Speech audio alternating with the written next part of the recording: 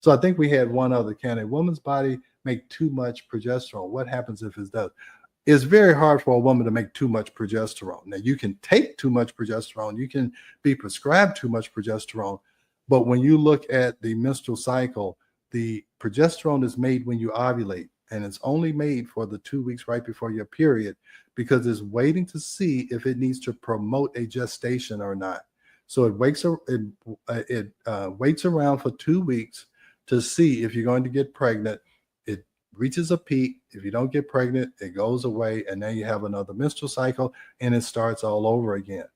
Now, a woman's body can make too much estrogen, or it can be exposed to too much estrogen.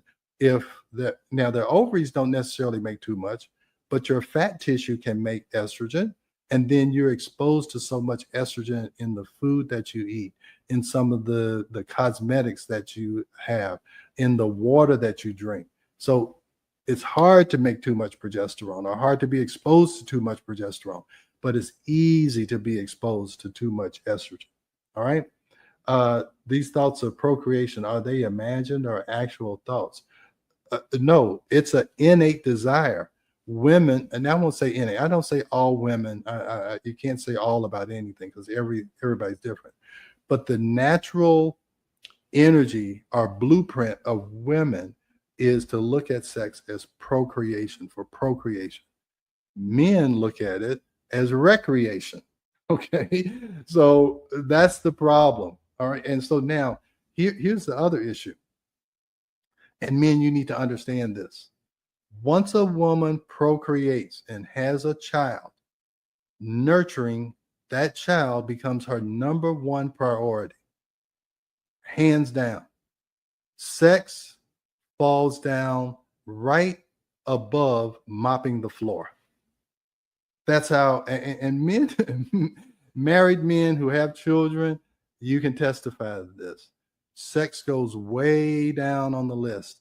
And some men get upset. They were like, oh, ever since we had this baby, my wife, she doesn't seem to be as interested in sex anymore.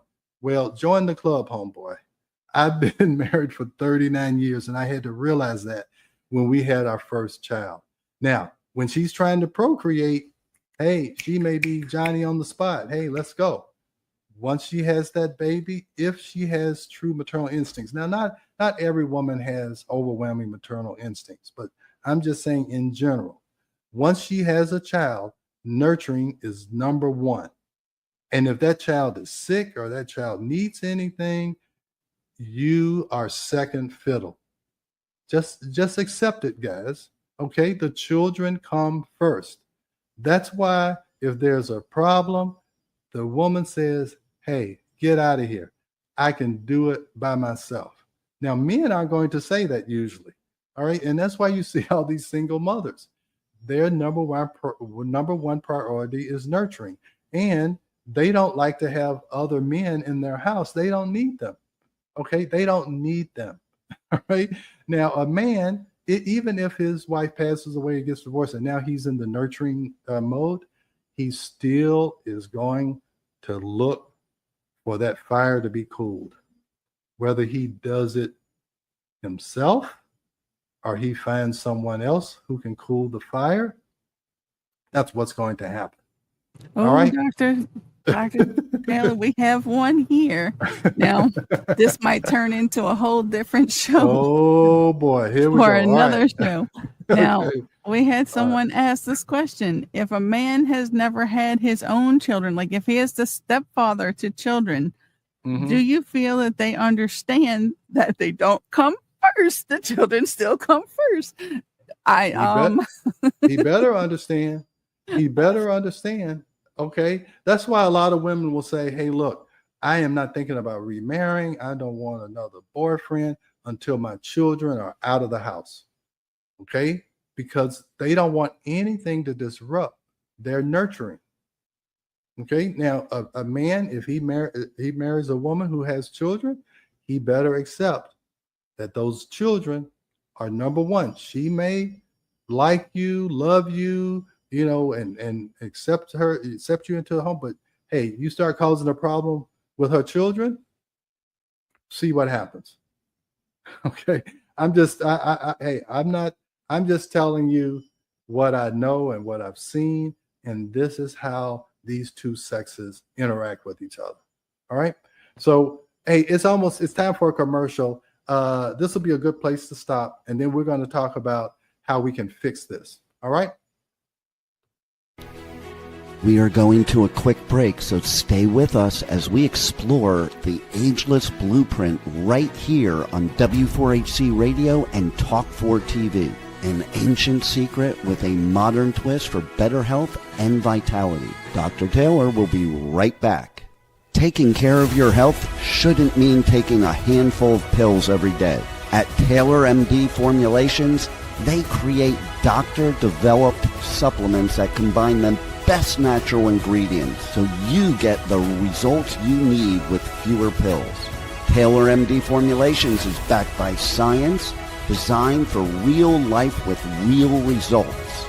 Less pills, better health, doctor approved. Shop now at TaylorMDFormulations.com and discover smarter supplements for smarter health. That's TaylorMDFormulations.com. We are back for more of Ageless Blueprint. Once again, let's join Dr. Taylor for more insights and research on the ancient secret to better health and a better life in modern times. Here's your host, Dr. Eldred Taylor. Okay, we're back. I'm Dr. Taylor. We're back at the Ageless Blueprint, and we're talking about how men and women approach sex when they are under stress. All right, so hopefully we've moved on. And so how can we fix this? How can we make this better and keep relationships together? All right, so here's what happens when men and women don't understand these differences. Now, he thinks she's not interested in me anymore.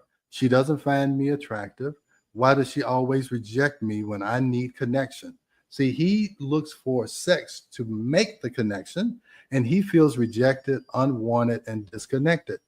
Now, again, I'm not making any excuses for men who cheat on their wives. I'm not. But I'm saying this is how he's thinking, and he's wanting connection. And if he sees someone at the office or at a bar and it fulfills this role, if he's not totally committed and doesn't understand this, he even unconsciously, I told you 95% of the things that you do are unconscious.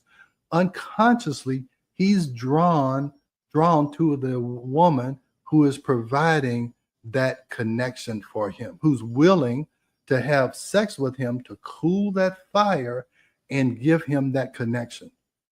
And you see how these men, they will give up they'll give up their family, their job, their career, looking for that connection. And they know it's going to destroy their lives. And they still do it. And we wonder why. It is a unconscious, subconscious desire that they have. Okay. So I'm not giving you excuse, but I'm telling you, you can't understand why men will go and do this is because unconsciously they're doing it. If you're conscious of what's going on, you can control it. That's why it's so important to get in touch with your unconscious thoughts and feelings so that you don't destroy your life by having a mistress and your wife takes you to the cleaners and tries to destroy you in court. Okay. So her perspective is he only wants physical intimacy. He doesn't see how overwhelmed I am. I'm overwhelmed and he's talking about sex. What is wrong with him? He's thinking from a man's point of view. Why can't he connect with me in other ways first and stop making me feel pressured and misunderstood and resentful? I'm telling you, if you guys can understand this, you can save a lot of marriages. And if you hear this, you can help your friends. Okay, this is so important. And the reason why I'm like this is because I had to learn this myself. It was almost 10 years before I realized or I understood this. I felt the same way. I'm a man. Once we had our first child 34 years ago, this is how I felt. And then I had to understand now I understand. When my wife is upset, I sit and I listen to her. I don't even